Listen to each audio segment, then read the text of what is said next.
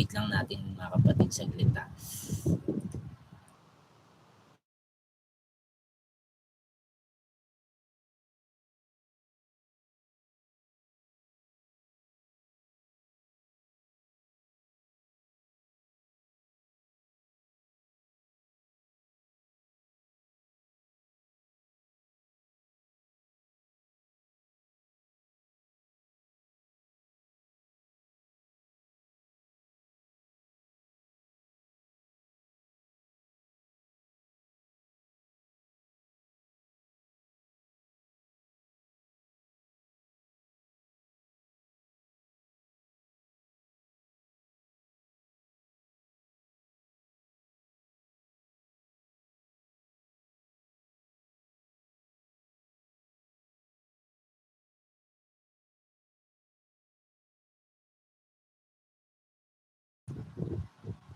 Okay, so I think okay na yon, no?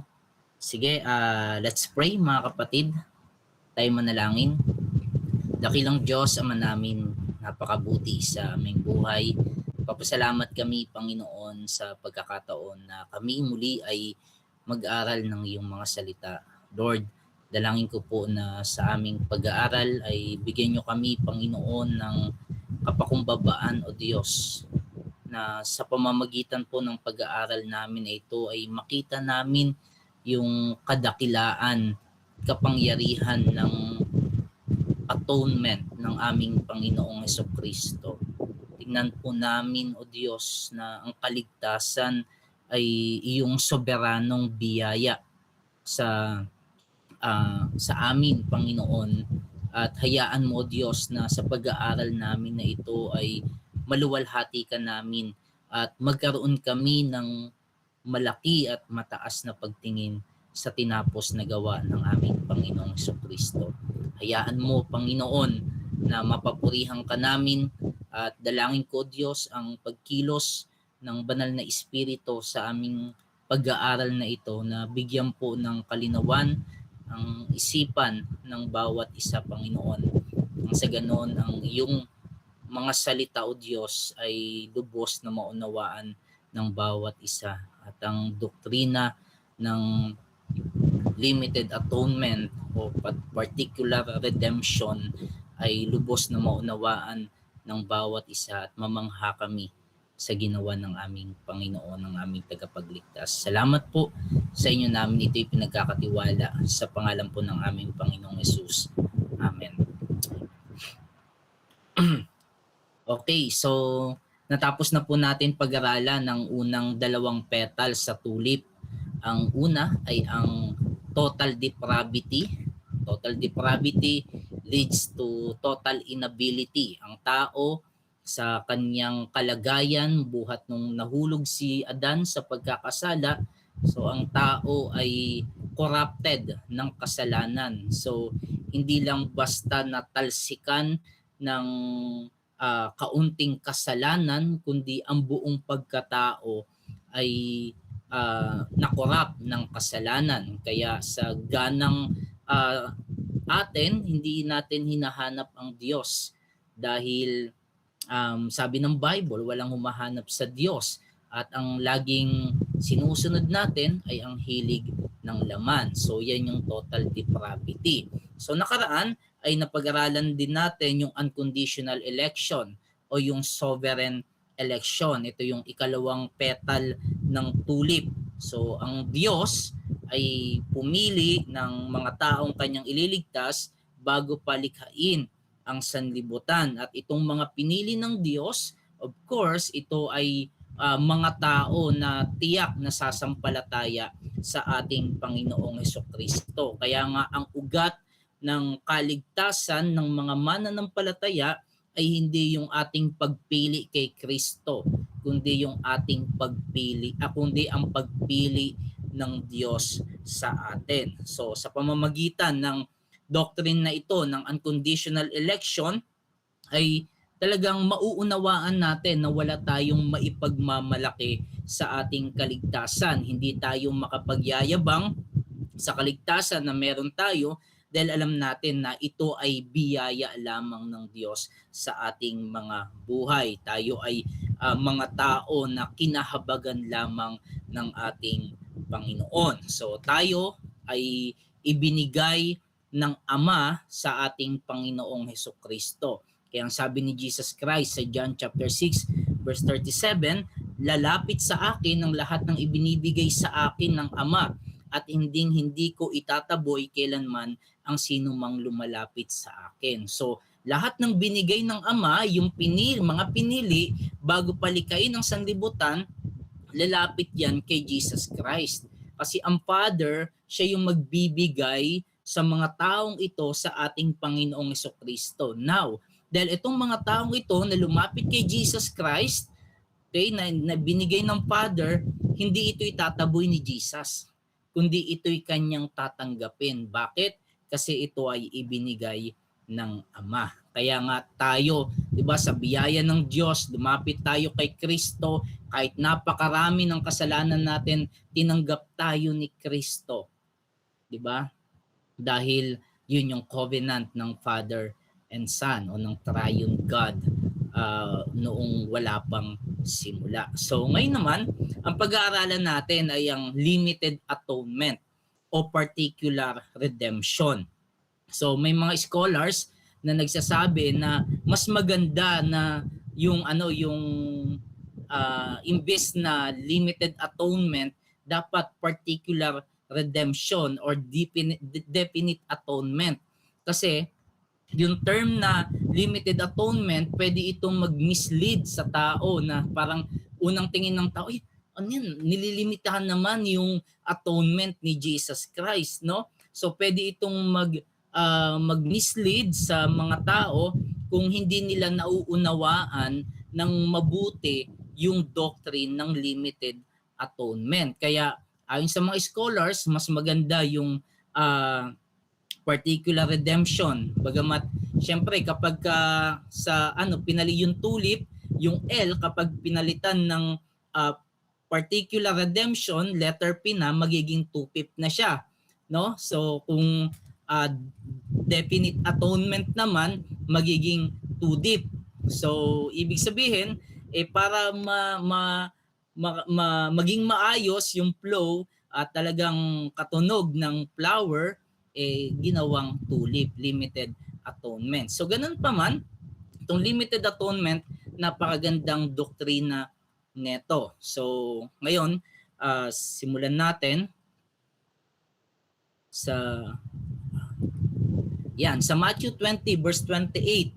Sabi dito, sapagkat maging anak ng tao ay naparito hindi upang paglingkuran, kundi upang maglingkod at ialay ang kanyang buhay para sa ikatutubos ng marami. So alam naman natin si Jesus Christ, sa kanyang humiliation, 'di ba?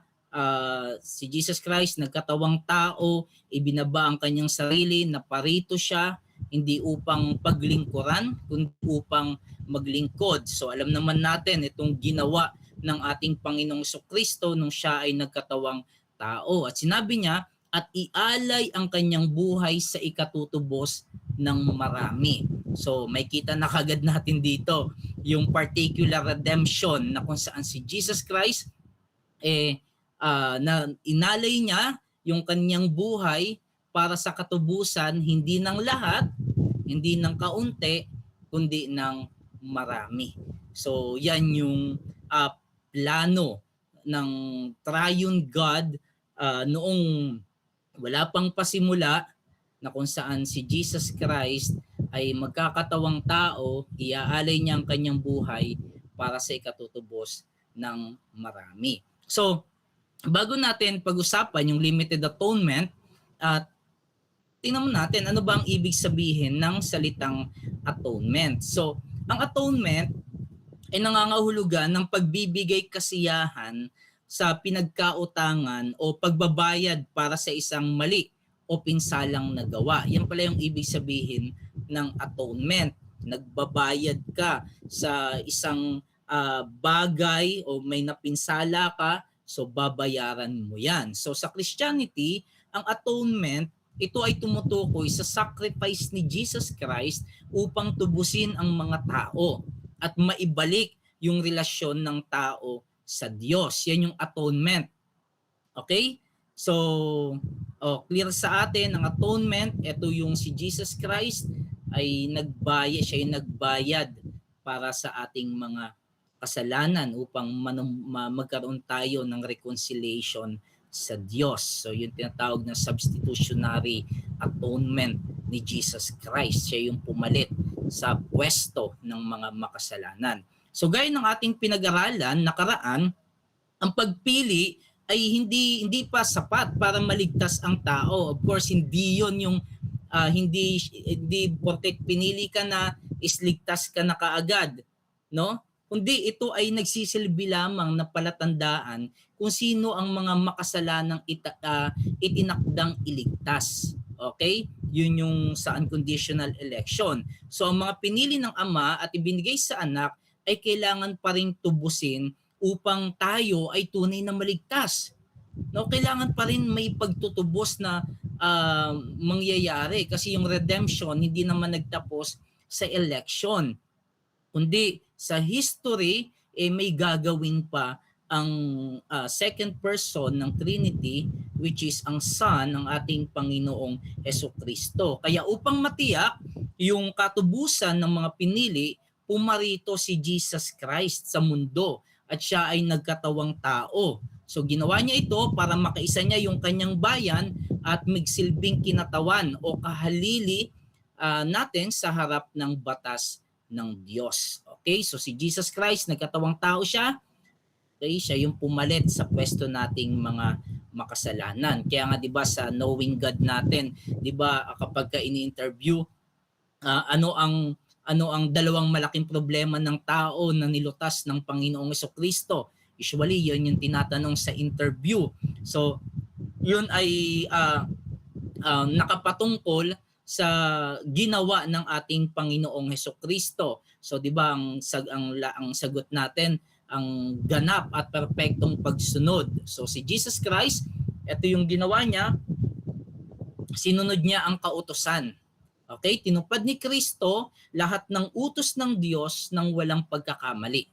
Perfect yung pagsunod ng ating Panginoong Hesukristo. So dahil dito, so sabihin na lang natin nakabuo siya ng isang perpektong katuwiran na ibinibigay o ibinibilang sa atin sa panahon na tayo ay sumampalataya sa ating Panginoong Hesukristo. So ina-apply sa atin yung righteousness na yun ni Christ once na tayo ay sumampalataya na sa ating Panginoong Hesus. So ito yung ginawa ni Jesus Christ, yung sinunod niya ang lahat ng kautusan o yung ganap at perpektong pagsunod.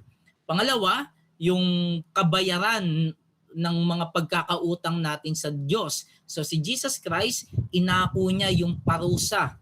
No? Pinalaya niya tayo sa lahat ng ating kasalanan at hatol dahil sa kaniyang paghihirap. Okay? So sa pamamagitan ng kanyang sakripisyo, inako niya yung parusang dapat sa atin. Kaya naman tayong mga makasalanan dahil sa ginawa ni Jesus Christ, yung mga kasalanan natin pinatawad.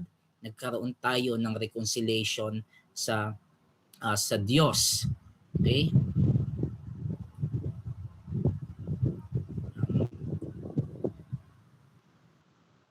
Wait lang po Yan.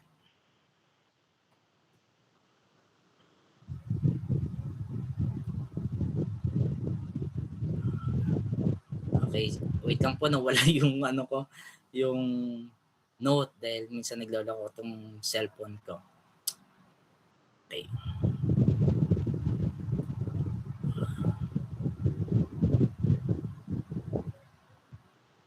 Okay. Saan na yun? Wait lang po mga kapatid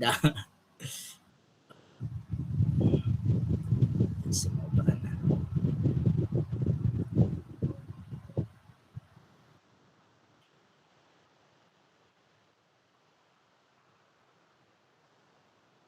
Wait. Okay, ito na. So,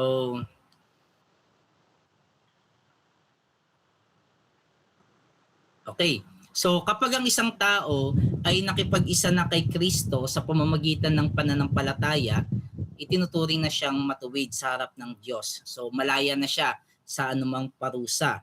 Kaya nga hindi tayo naligtas dahil sa ating magawa, kundi naligtas tayo dahil sa tinapos na gawa ng ating Panginoong Hesukristo. So yan yung kanyang ginawa. Yan yung kanyang atonement. So maliwanag na sa atin yung atonement ng ating Panginoong Hesukristo. Alam niyo mga kapatid, lahat ng evangelical churches o lahat ng mga Christians, yung tunay na Christians syempre, naniniwala sa substitutionary atonement ni Jesus Christ. Okay? So ito yung dahilan kaya tayo napatawad sa ating mga kasalanan at naibalik yung ating relationship sa Diyos. Nagkaroon tayo ng reconciliation sa Diyos. So clear dyan, okay? Lahat ng Christian naniniwala dyan sa atonement ng ating Panginoong Hesukristo. Ang problem, merong hindi pinagkakasunduan. Okay? May hindi pinagkakasunduan sa loob ng Christianity. Okay? So, una, merong tinatawag na universalist. Ang universalist, naniniwala sila si Kristo ay namatay para sa lahat. Kaya lahat ay maliligtas. Kasi yan yung pinagtatalunan eh. Kung kanino namatay si Jesus Christ, para sa lahat ba o para sa ilan lang? So yan yung pinagtatalunan. Okay? So itong universalist, si Kristo ay namatay para sa lahat, kaya lahat ay maliligtas. So alam nyo, itong universalist, un-Christian ito. Ay walang evangelical church na naniniwala dito. Bakit? Kasi hindi lahat ng tao maliligtas. Merong mapupunta sa impyerno. So ibig sabihin, si Jesus Christ hindi siya namatay para sa lahat, kaya lahat ay maliligtas dahil merong mapapahamak. Kaya nga merong impyerno eh.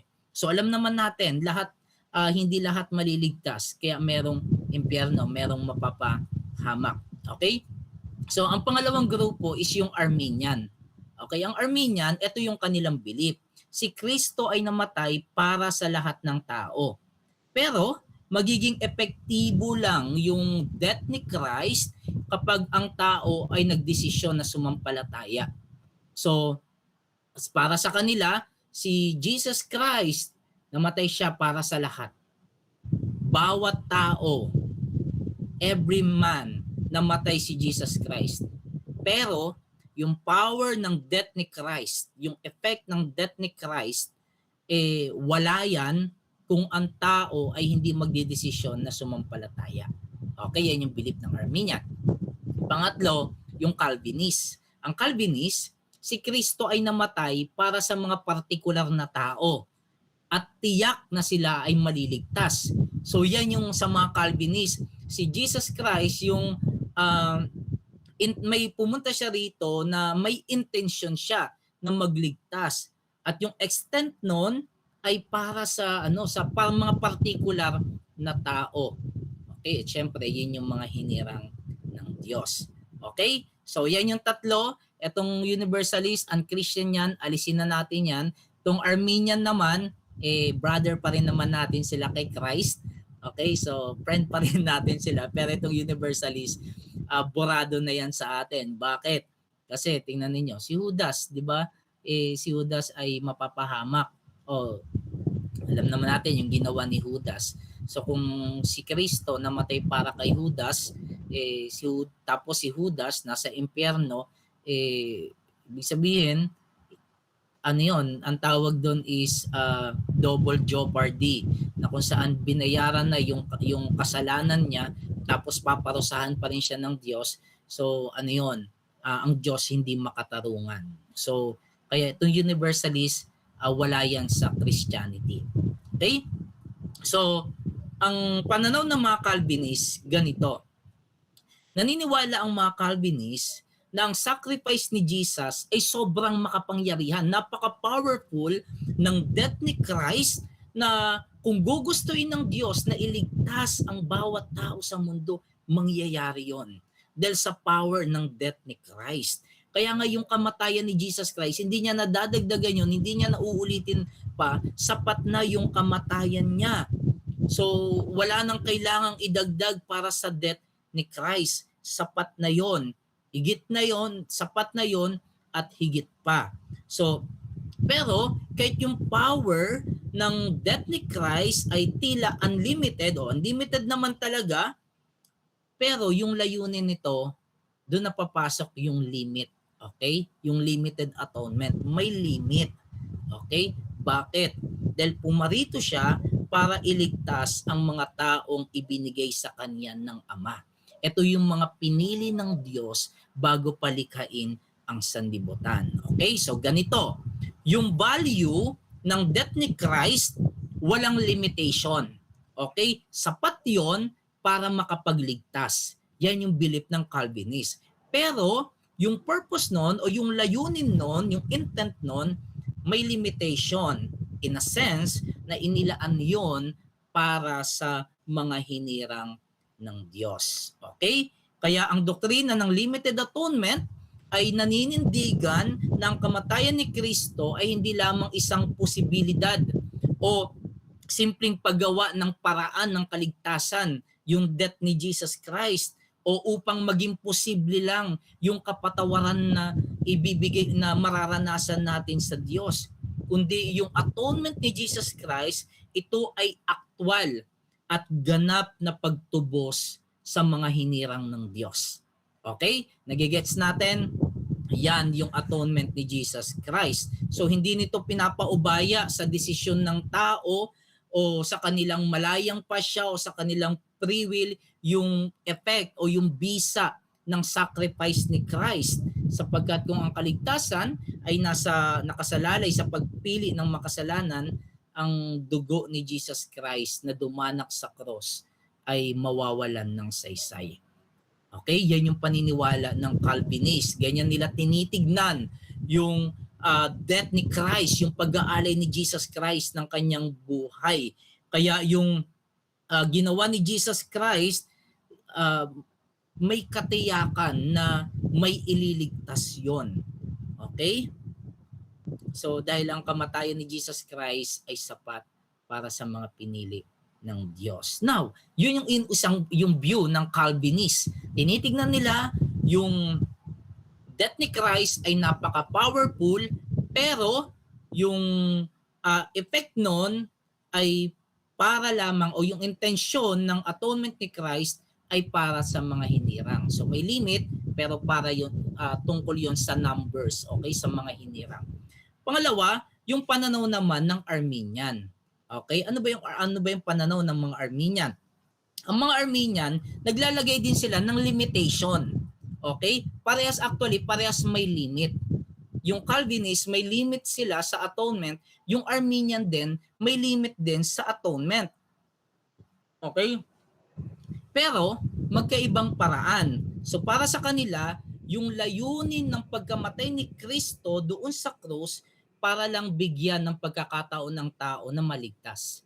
Kung pipiliin nilang sumampalataya. So para sa Calvinist, yun lang yun yung ginawa ni Jesus Christ. So sa madaling salita, naniniwala sila na yung sacrifice ni Jesus Christ doon sa cross, yung atonement, hindi ito nagliligtas ng kahit na sino. Ginawa lang nitong posible yung kaligtasan para sa lahat. Okay, ganun nila tinitingnan yung atonement. Kasi nasa tao pa rin yung huling desisyon kung magiging epektibo ba yung sakripisyo ni Jesus Christ para sa kanila. So, hindi no? So, may pagkakaiba yung dalawa. So, sa Calvinist, yung power ng death ni Christ, napaka makapangyarihan nito, pero may limit siya sa mga yung death niya para lang sa mga hinirang ng Diyos. Sa Calvinist sa Arminian naman, para sa kanila yung kamatayan ni Jesus Christ para sa lahat, pero yung power nun ay hindi mararanasan ng tao na kung saan namatay si Kristo para sa lahat, Hindi nila yon mararanasan kung hindi sila magdidesisyon na sumampalataya. So para sa kanila, nakasalalay pa rin sa tao yung desisyon at hindi sa ginawa ni Jesus Christ. Kaya sabi ni Lorraine Bootner, ang sabi niya, ang mga Calvinist ay naniniwala na ang pagtubos ay parang isang makitid na tulay na tumatawid hanggang sa kabilang dako ng ilog. Ang Arminian naman ay naniniwala na ito ay parang isang napakalapad na tulay na hanggang gitna lang ang ilog na mararating. So, yan yung pagkakaiba, no? So, parang ganito yung sinasabi ni Lorraine Bootner. So, para sa mga Calvinist, tinapos ni Kristo yung tulay ng kaligtasan sa pamamagitan ng kanyang kamatayan. Bagamat masikip, makipot, pero mula umpisa hanggang dulo ng tulay, tinapos ni Jesus Christ. So yung tao na dadaan doon may kasiguraduhan ng kaligtasan. Pero para sa mga Arminian, kalahating tulay lang. Malapad yung tulay pero hanggang kalahati lang. So kalahating tulay ng kaligtasan lang yung ginawa ni Jesus Christ. Tapos yung iba o yung kalahati nakadepende na sa tao. Okay? Yan yung sinasabi ni Lorraine Bootner. At yun talaga, yung sa mga Arminian na sa tao pa rin yung desisyon, hindi yan sa power ng death ni Christ, nasa tao pa rin. So ganito, para mas malinaw, okay, ang Arminian, ito yung sa kanila, may limitasyon ng kapangyarihan ng kamatayan ni Kristo dahil nakadepende ito sa desisyon ng tao. Ngunit walang limitasyon ng saklaw o bilang ng mga maaaring maligtas nito. Okay? So, sa kanila, may limit yung power ni Christ. Okay? May limit yung power ni Christ, pero yung saklaw ng kanyang death, pwedeng maligtas yung bawat taong sasampalataya. Maaaring maligtas ang mga tao. Ganun. Kaya yung mga Calvinist naman ganito, may limitasyon din. Ang limit, yung bilang ng mga ililigtas ng kamatayan ni Kristo. Ngunit walang limitasyon ng kapangyarihan nito. Kaya may kasiguraduhan itong mag-aligtas. So, may kita natin dito yung dalawang belief. Yung isa, nakadepende sa tao, yung salvation niya, pero yung isa, yung salvation niya nakadepende sa death ni Christ. Nakadepende siya kay Kristo. Ngayon, anong pipiliin natin dyan? Pipiliin ba natin yung, sige, basta yung may possibility maligtas yung mga tao. Yung problem nga, walang humanap sa Diyos eh. Di ba? So, yan yung belief ng Arminian. Ano yung bibigyan natin ng limit? Ako, nung ito'y aking pinag-aralan, actually noon pa man, dito ko nakita na mas pipiliin kong may limit ang mga taong ililigtas ng kamatayan ni Jesus Christ at ito yung mga hinirang ng Diyos.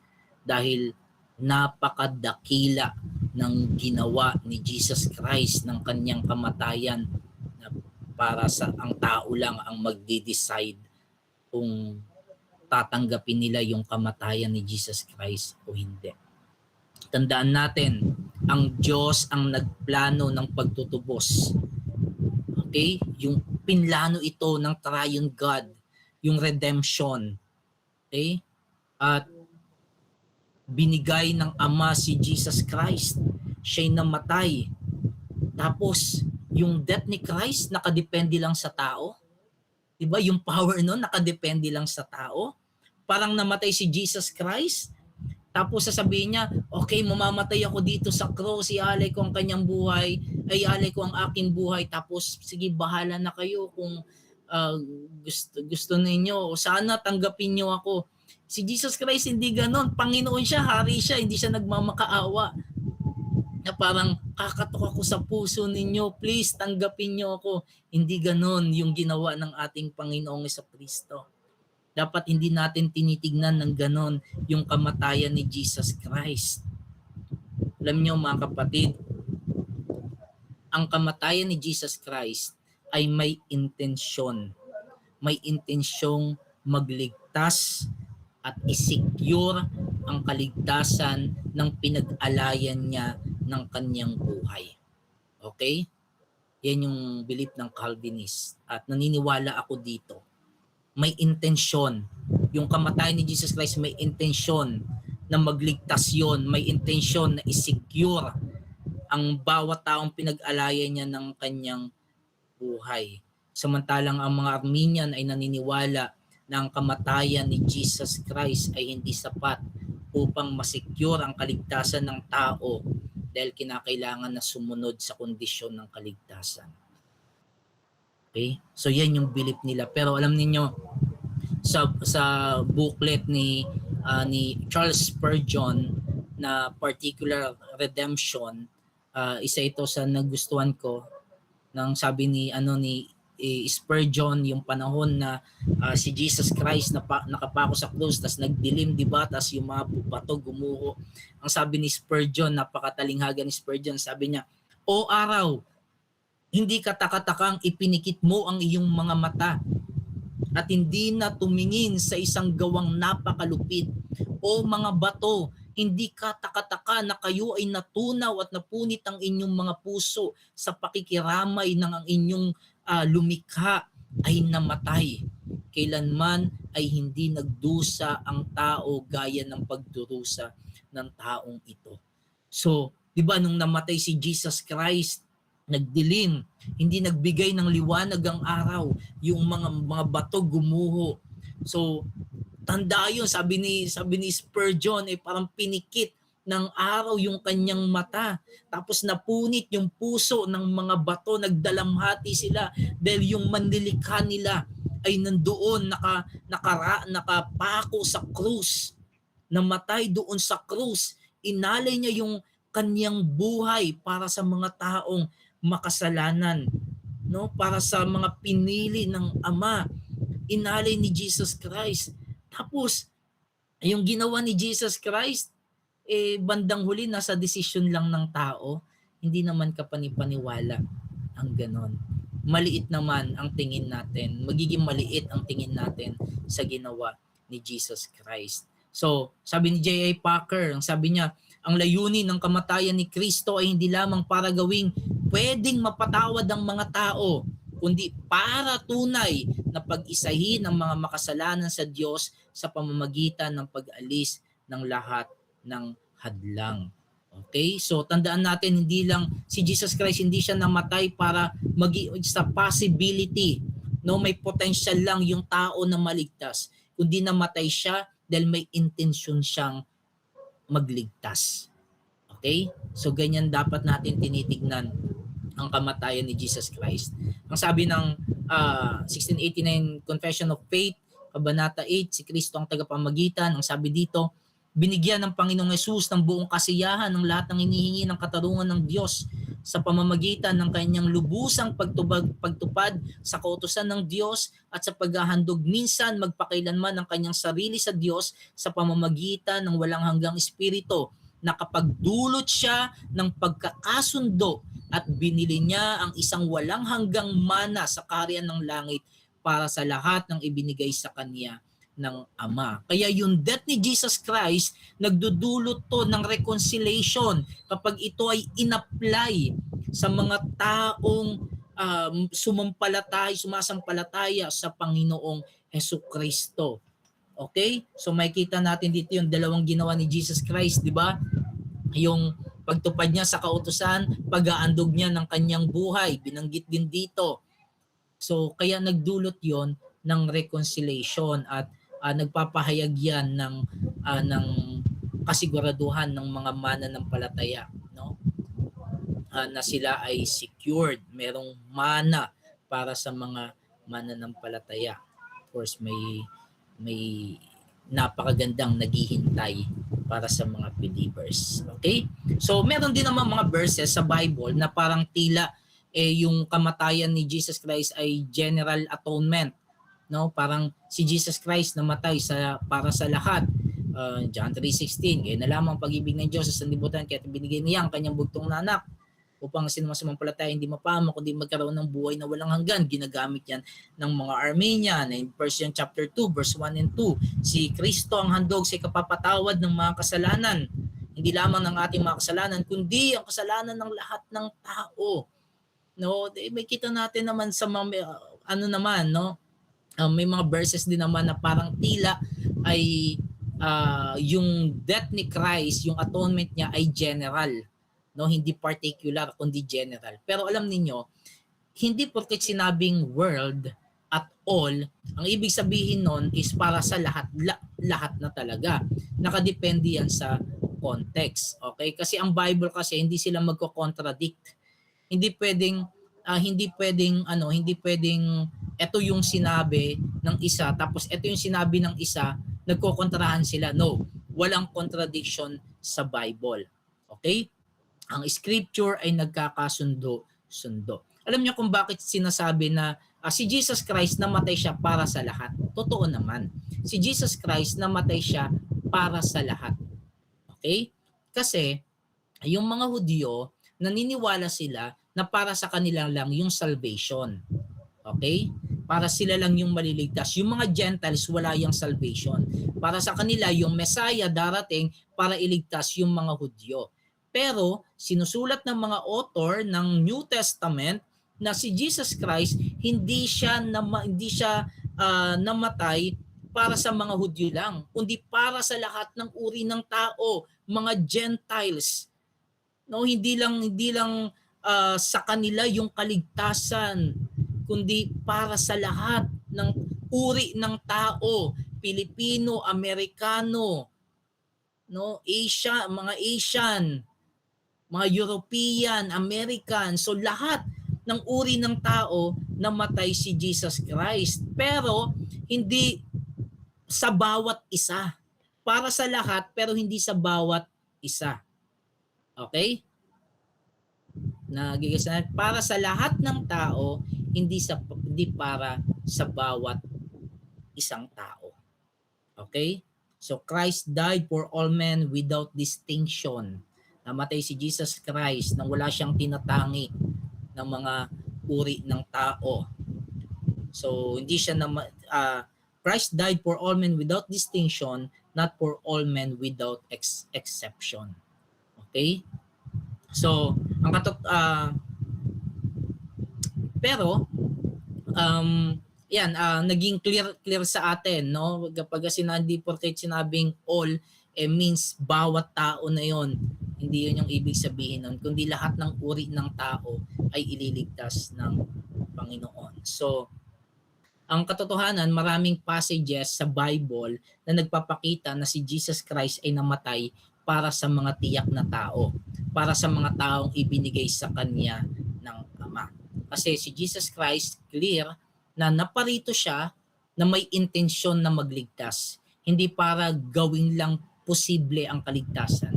Pumunta siya dito para iligtas ang kaniyang bayan. So maraming verses tayong titignan. Ipilin lang. Yan. So si Kristo ay namatay para sa kanyang bayan. Okay? Mateo 1 verse 21, magsisilang siya ng isang batang lalaki at Jesus ang ipapangalan mo sa sanggol sapagkat ililigtas niya ang kanyang bayan sa kanilang mga kasalanan. So si Jesus Christ, nagkatawang tao siya, and of course, alam naman natin na yung purpose ni Jesus Christ kung bakit siya naparito ay upang iligtas ang mga makasalanan. Sino ito? Ang sabi sa Matthew 1 verse 21, ililigtas niya ang kanyang bayan. Okay? Ang kanyang bayan, tandaan natin yan. Ililigtas niya yung kanyang bayan sa kanilang mga kasalanan. Very particular. Okay? Very particular to. Binanggit para sa bayan. Okay? Next, si Kristo ay namatay para sa marami. Okay? Namatay siya para sa marami. Anong sabi? Matthew 26 verse 28, sapagkat ito ang aking dugo, pinapagtibay nito ang tipan ng Diyos. Ang aking dugo ay mabubuhos para sa kapatawaran ng kasalanan ng marami. No, sa marami. Matthew 20 verse 28, sapagkat maging ang anak ng tao ay naparito hindi upang paglingkuran, yan yung verse natin kanina, kundi upang maglingkod at ialay ang kanyang buhay para sa ikatutubos ng marami. And Hebreo 9:28, at gayon din naman si Kristo na inihandog na minsan upang dalhin ang mga kasalanan ng marami. Sa ikalaway pakikita na hiwalay sa kasalanan sa ikaliligtas ng mga nagsisipaghintay sa Kanya. So may kita natin dito, si Jesus Christ, namatay siya, inalay niya yung kanyang buhay para sa lahat ba? Hindi. Ang sinasabi, para sa marami. Pastor, marami ba ang maliligtas ba ay konti lang? No. Sabi diyan marami. Maraming ililigtas ang Panginoon, syempre. Okay, kaya sa Revelation, daming maraming mga nakaputi na kung saan yun yung mga pinag-alayan ng dugo ni Jesus Christ. Okay? So hindi ang maliligtas ay hindi lahat maliligtas, hindi rin konti, kundi marami. Marami ang maliligtas. Si Jesus Christ, inalay niya yung kanyang buhay para sa marami. Okay? Ano pa? Inalay ni Kristo ang kanyang buhay para sa kanyang mga tupa. Ito, napaka-particular nito. Para sa mga tupa, hindi para sa mga kambing. In John 10 verse 11, ako ang mabuting pastol, inaalay ng mabuting pastol ang kanyang buhay para sa mga tupa. Okay? So inalay niya yung kanyang buhay para sa mga tupa. Yan yung mabuting pastol. Pero tingnan ninyo, sa context nito, makikita natin, ang sabi ni Jesus Christ sa verse 26, hindi kayo sumasampalataya sapagkat hindi kayo kabilang sa aking mga tupa. Gaya ng sinasabi ko sa inyo, dinirinig ng aking mga tupa ang aking tinig. Kilala ko sila at sumusunod sila sa akin. Binibigyan ko sila ng buhay na walang hanggan. Hindi sila malilipol magpakailanman. Walang sino mang makakaagaw sa kanila sa aking kamay. So may kita natin dito, yung context, pinapakilala ni Jesus Christ ang kanyang sarili bilang siya yung pintuan ng mga tupa at siya rin yung mabuting pastol ng mga tupa at inaalay niya yung kanyang buhay para sa mga tupa. Pero pagkadating dito sa 26, may kita natin ang sabi, hindi kayo sumasampalataya sapagkat hindi kayo kabilang sa aking mga tupa gaya ng sinasabi ko sa inyo. So check natin yung grammar dyan. Okay, ito yung mali. Exto, hindi kayo kabilang sa aking mga tupa sapagkat hindi kayo sumasampalataya. Hindi yan sinabi ni Jesus Christ. Okay? Hindi yan yung sinabi ni Jesus na kaya kayo hindi kabilang sa tupa ko kasi hindi kayo sumasampalataya sa akin. No, hindi yan sinabi ni Jesus. Ang sabi ni Jesus Christ, hindi kayo sumasampalataya sapagkat hindi kayo kabilang sa aking mga tupa. Kaya pala sila hindi sumasampalataya kasi hindi sila kabilang sa tupa ni Jesus Christ. At anong sabi sa John chapter 10 verse 11? Inaalay ni Jesus Christ ang kanyang buhay sa mga tupa. So hindi niya inalay para sa mga hindi tupa, kundi inalay niya ang kanyang buhay para sa mga tupa. Okay? So clear yan. Hindi kayo sumasampalataya sapagkat hindi kayo kabilang sa aking mga tupa. So sino yung sasampalataya kay Jesus Christ? Siyempre, yun yung mga tupa. Yun yung mga tupa na wala pa sa kawan ni Jesus Christ. At alam niyo, ngayon, marami pang tupa na wala sa kawan ng ating Panginoong Jesucristo. Okay? So, next, inaalay ni Kristo ang kanyang buhay para sa iglesia, particular, para sa church. Gumagawa 20 verse 28, ingatan ninyo ang inyong sarili at ang buong kawan sapagkat sila'y inilagay ng Espiritu Santo sa inyong pag-iingat. Pangalagaan ninyo ang iglesia ng Diyos na kanyang tinubos sa pamamagitan ng dugo ng kanyang anak. Ano daw yung iglesia ng Diyos? Tinubos sa pamamagitan ng dugo ni Jesus Christ. Okay? So si Jesus Christ, inalay niya yung kanyang buhay, dumanak yung kanyang dugo sa krus upang iligtas ang iglesia. Ang iglesia ng Panginoon. Ephesians chapter 5 verse 25. Mga lalaki, ibigin ninyo ang inyong asawa gaya naman ni Kristo na umiibig sa iglesia at ibinigay niya ang kanyang sarili dahil sa kanya. So si Jesus Christ, binigay niya yung kanyang sarili, inalay niya yung sarili niya para saan? Para sa church. Okay? Very particular, di ba? Merong pinag-alayan si Jesus Christ, mga tupa, mga church. Okay? Sa kanyang bayan. Yan yung pinag-alayan ni Jesus Christ ng kanyang buhay. Okay? Para sa marami. Next, inalay ni Kristo ang kanyang buhay para sa mga pinili. Okay? Para sa mga pinili. Romans 8, verse 32, ang ganda na ito, and 33. Siya na hindi pinagkait ang kanyang sariling anak, kundi ibinigay dahil sa ating lahat, bakit naman hindi ibibigay sa atin ng walang bayad ang lahat ng bagay? So may kita natin dito, kundi ibinigay dahil sa ating lahat. Okay, nabasa na naman natin yung word na lahat. Kaya sabi ni Paul, bakit naman hindi ibibigay sa atin ng walang bayad ang lahat? Okay, yung all, lahat ng bagay. Isipin natin yung word na lahat. Okay? Pag sinabi, binigay si Jesus Christ para sa lahat. Okay, sa lahat ng tao. Pero ang sinabi dito, hindi ba ibibigay sa atin ng walang bayad ang lahat ng bagay? Ano ba yung lahat ng bagay? Okay, yung kayamanan, bagay yon. Kotse, bahay. Tama? Bahay. Pera. Pag sinabi bang lahat, kasama yon? Of course, ang tinutukoy dito ni Apostle Paul na lahat, syempre nakapatungkol ito sa future glory ng mga mananampalataya, yung final glory. Kasi ang pinag-uusapan dito yung justification, yung pagpapawalang sala. Okay? Sabi dito, pagdating sa 33, ang sabi, sino ang magsasakdal ng anuman laban sa mga pinili ng Diyos? Kaya dito sa 32, yung lahat dito na tinutukoy ni Apostol Pablo ay yung sinabi niya sa 33, yung mga pinili ng Diyos. Ang Diyos ang siyang umaaring ganap. Kasi yung mga mananampalataya, meron tayong accuser. Si Satan, napaka-accuser niya na kapag ang tao nagkasala, sabihin na wala na yung justification mo. Diba? Yan accuser si Satan eh. Pero sinasabi ni Paul, no.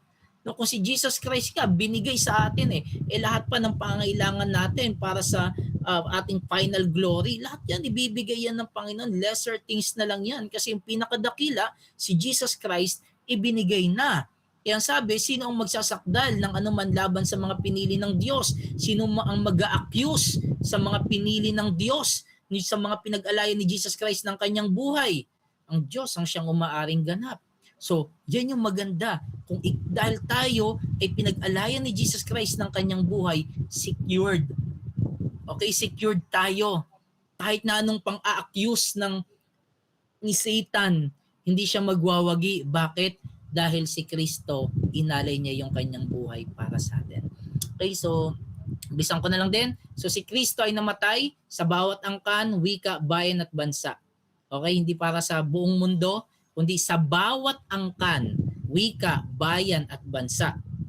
Payag 5 verse 9, at sila ay nang-aawitan ng isang bagong awit na nagsasabi, ikaw ang karapat-dapat na kumuha ng aklat at magbukas ng mga tatak nito sapagkat ikaw ay pinatay si Jesus Christ at binili mo sa Diyos ng iyong dugo ang mga tao sa bawat angkan, wika, bayan at bansa. So yung mga tao sa bawat angkan, wika, bayan at bansa. So every nation merong mga tao na pinag-alayan si Jesus Christ ng kaniyang buhay. So may kita natin sa mga verses na ito na very particular yung death ni Jesus Christ, yung atonement niya, yung pagbabayad, pag-aalay ni Jesus Christ ng kanyang buhay. Para ito saan? Sa mga tupas, para sa marami, para sa mga bansa, para sa iglesia, para sa kanyang bayan. So diyan inalay ni Jesus Christ ang kanyang buhay. Tignan ninyo, yung susunod pa yung high priestly prayer ni Jesus Christ.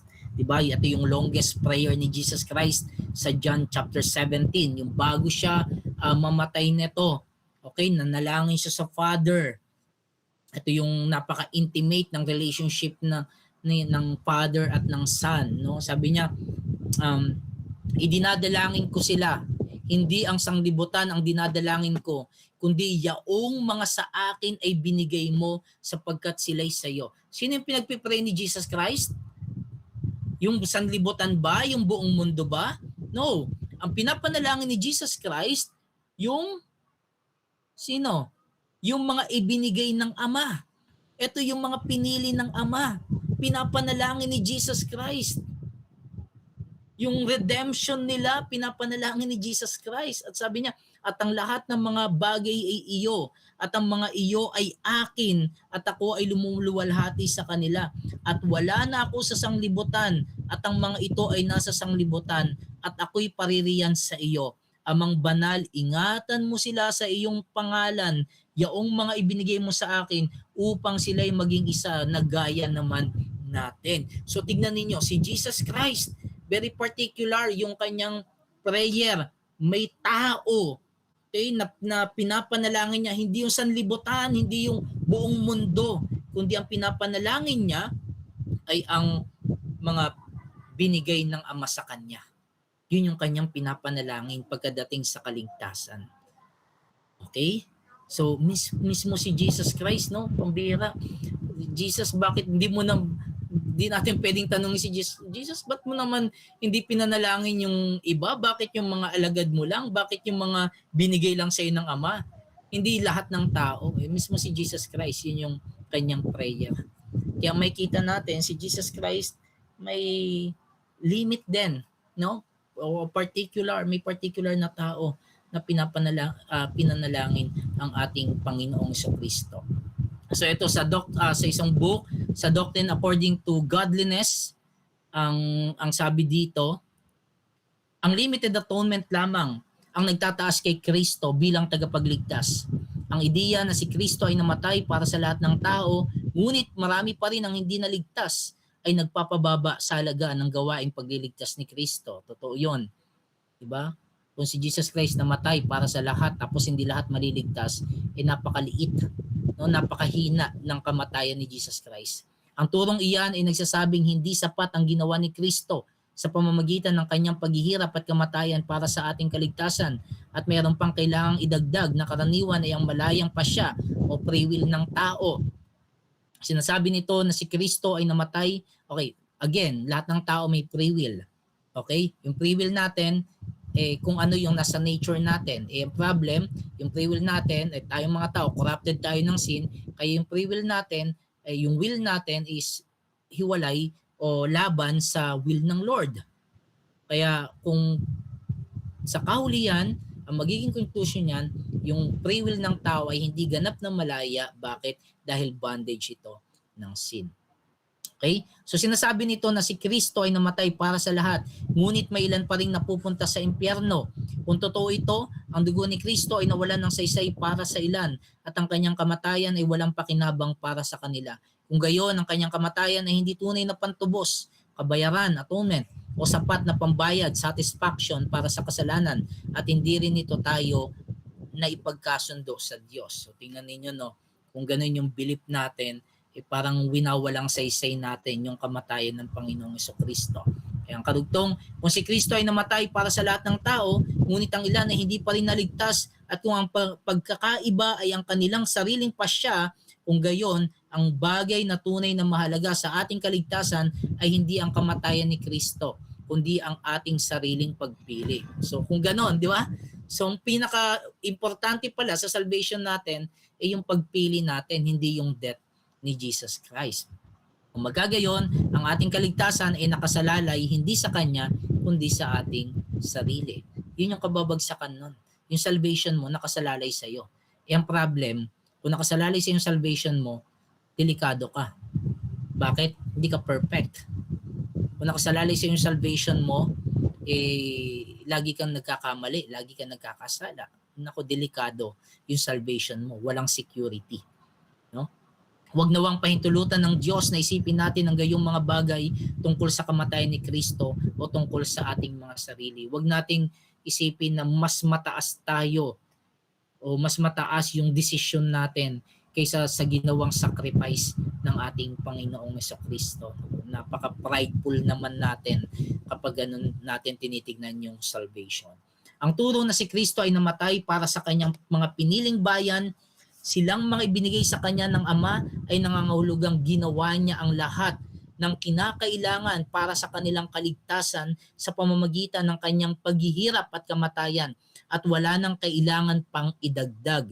Kung gayon, ang kanyang kamatayan ay tunay na kabayaran, pagkakasundo, ganap na pambayad sa kasalanan, pantubos at kasiyahan ng katarungan. Kung gayon, ang tunay ngang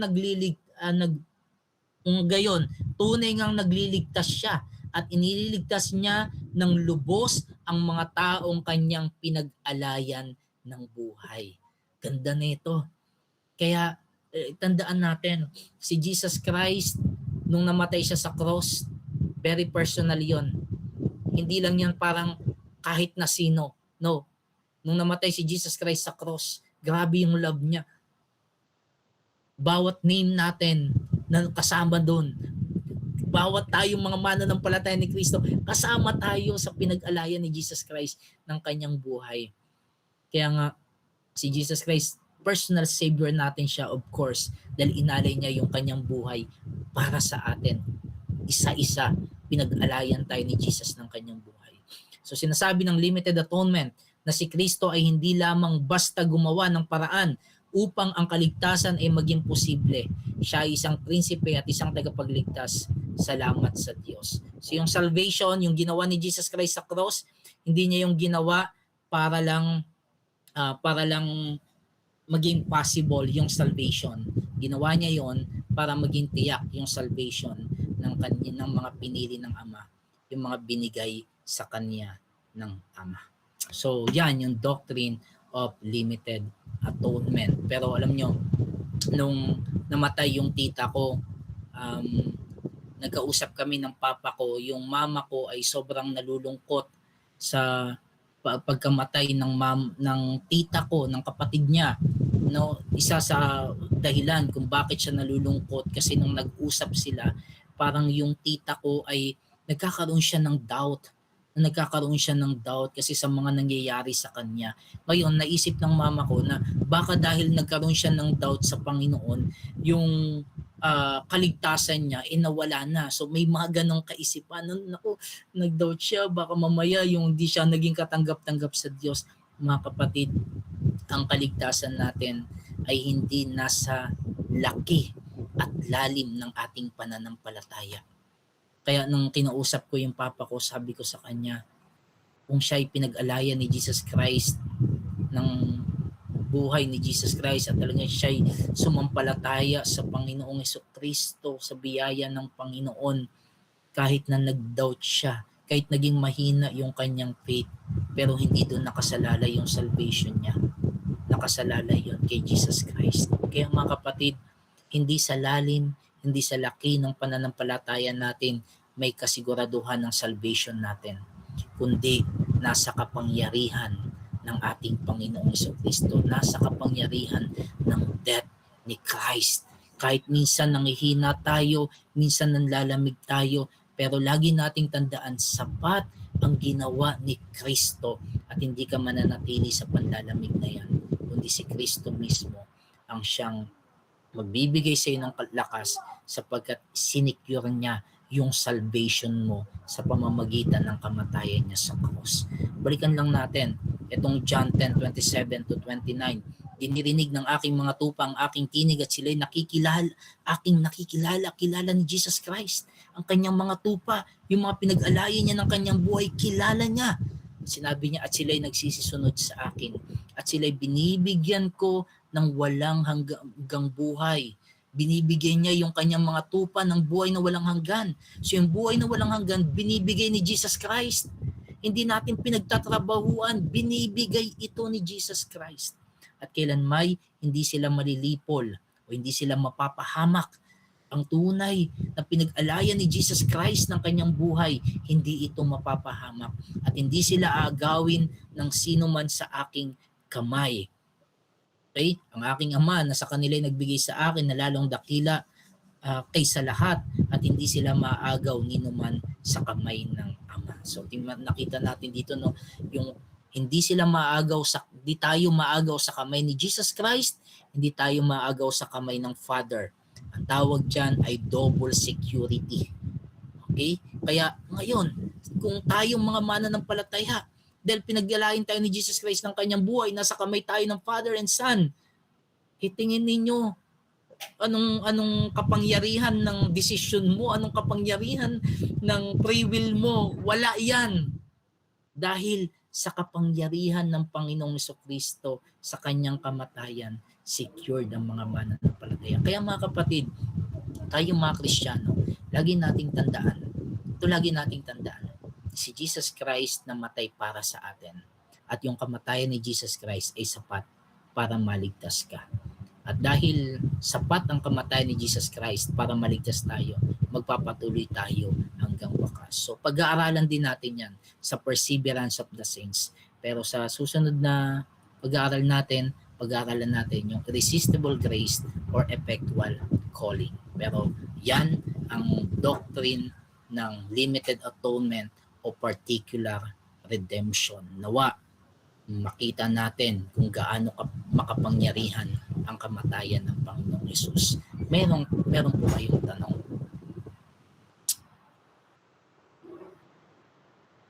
Okay. Sige. Hindi ko mabasa. Teka lang, okay. May question po ako, si Danica, si Brother Arlon to. Ang limited atonement na matay si Jesus para sa mga pinili church at hindi para sa lahat sa mundo. Yes, of course, si Jesus Christ hindi siya namatay para sa bawat tao. Okay, sa bawat tao, one by one, hindi doon namatay si Jesus Christ. Namatay siya para sa mga pinili, of course, nang binigay sa kanya ng Ama. So makikita natin yan sa Bible, gaya ng binasa natin kanina. Now, pagdating sa tingnan ninyo, si Jesus Christ sa kanyang high priestly prayer, hindi niya pinanalangin yung sanlibutan. Pero ang sabi doon, gayon na lamang pag-ibig ng Diyos sa sanlibutan. Pero sabi ni Jesus Christ, hindi niya pinanalangin yung sanlibutan, kundi yung mga alagad lang niya. So ngayon, magkakaroon ng contradiction. Diyan papasok yung analogy of faith pagdating sa hermeneutics. Kung ito ay hindi malinaw, titignan natin sa mas malinaw na text. At sinasabi ni Jesus Christ na yung pinag-alayan niya ng kanyang buhay ay para sa mga pinili ng Diyos. Ngayon, bakit sinabi doon gayon na lang ang pag-ibig ng Diyos sa sanlibutan? Ang word na ginamit doon is cosmos, mismong sanlibutan, yung mundo. Bakit? Kasi actually yung kamatayan ni Jesus Christ, hindi lang naman yun, of course tayo para maligtas tayo. Pero alam niyo, pag may kita natin sa Romans 11 na kung saan yung sinabi doon na yung sanlibutan nag-grow, nananabik siya, excited siya sa muling pagkabuhay kasi alam naman natin babaguhin ng Panginoon yung even itong sanlibutan ay babaguhin din naman syempre ng Panginoon. Kaya yung kasama yon sa death ni Jesus Christ. Kaya binanggit doon yung sanlibutan. But yung death ni Jesus Christ, of course, ito ay para sa mga pinili. Kasi kung para sa lahat ng tao at hindi lahat ng tao ay maliligtas, so failure yung death ni Jesus Christ. So yun bro. So nabanggit ko rin yung John 3:16 at isa pa doon, kaya hindi porket sinabing world is lahat na bawat isa, hindi yung ibig sabihin nun syempre alam naman natin yung mga Hudyo, yung thinking ng mga Hudyo, sila lang yung maliligtas. Pero yung death ni Jesus Christ o pumunta dito si Jesus Christ na kung saan ang layunin niya ay iligtas hindi lang ang mga Hudyo kundi maging yung mga Hintil. So, hindi exclusive para sa mga Jews ang salvation, kundi sa bawat uri ng tao. So, okay, welcome bro.